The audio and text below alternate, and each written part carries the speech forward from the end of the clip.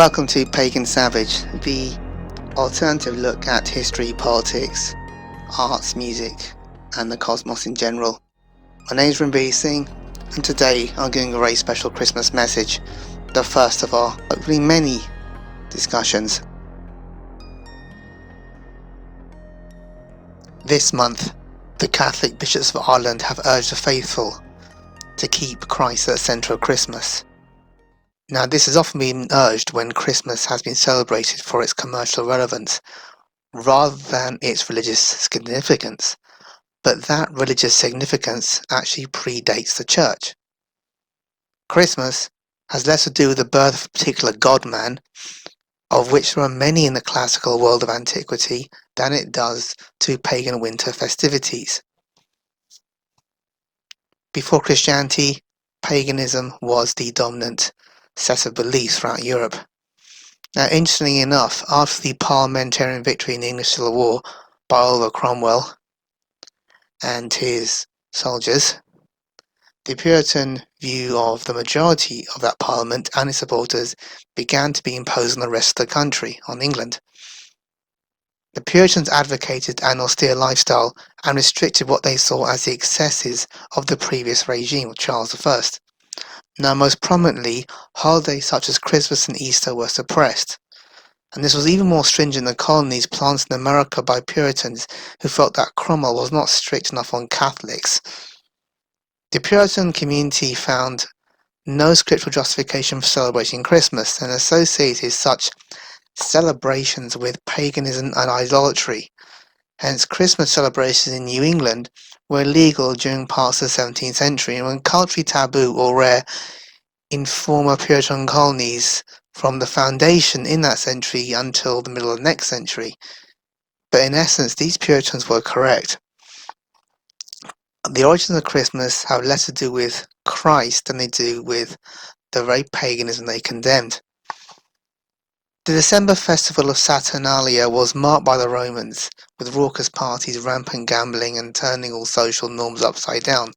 For example, slaves were allowed to take control with their masters, even serving them feasts and following their orders.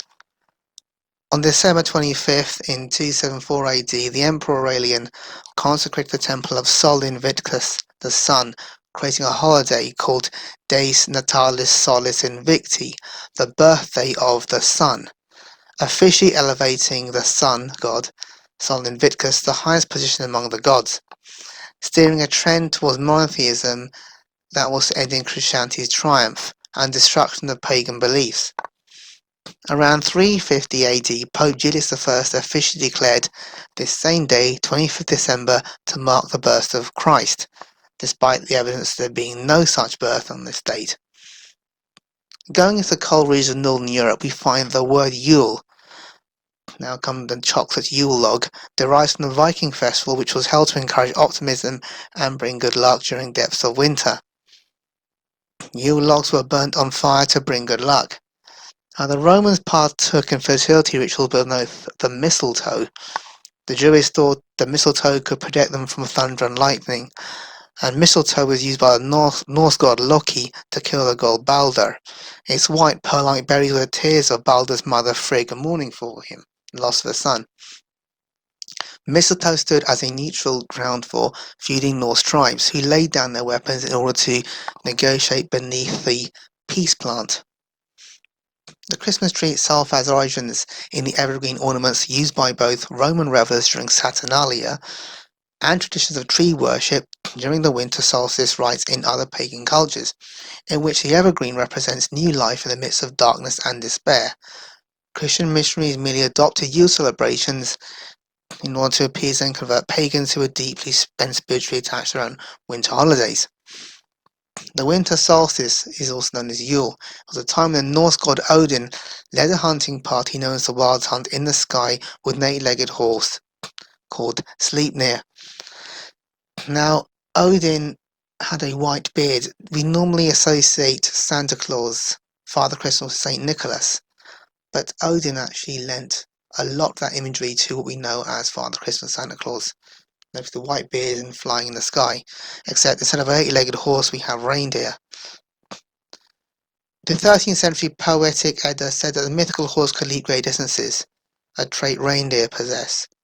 Children would leave their boots by the chimney filled with carrots and hay to feed that horse sleep near. Legend has it that when Odin flew by, he would leave gifts by their boots. After Christianity took hold, this practice was later adopted in relation to Saint Nicholas. In like manner, Frauholder, the German goddess of winter, in folk legends she's depicted as a beautiful blonde who was a protector of children's souls. Like Odin, she would fly through the night and give gifts to children. Halder is dressed in red and uses chimneys to deliver her gifts. Some German traditions involve leaving food and milk for Halder on December the 24th, known as Mother Night. Now, the classic red and white colour scheme of Santa Claus possibly derives from a much older Slavic deity known as Father Winter.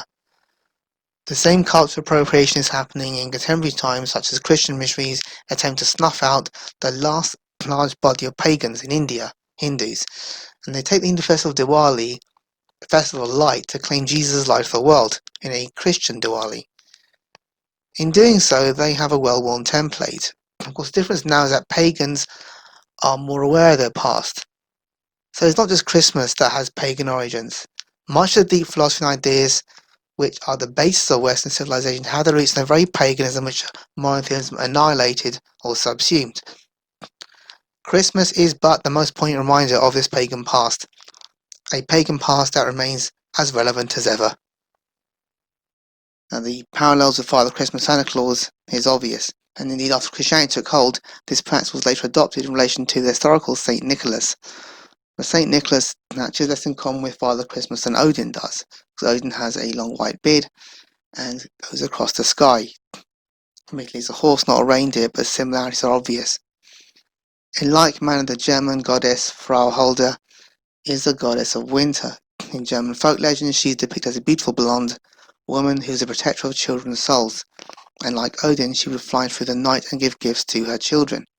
To all children. Halder is dressed in red and uses chimneys to deliver her gifts. Again, the parallels with Father Christmas are there obvious. And some German traditions involve leaving food and milk for Halder. This is on 24th December, known as Mother Night, Christmas Eve. The classic red and white colour scheme of Santa Claus possibly derives from a much older Slavic deity known as Father Winter. And the same cultural appropriation that is happening now in contemporary times, as Christian missionaries attempt to snuff out the last remaining large body of paganism in India, that is Hindus.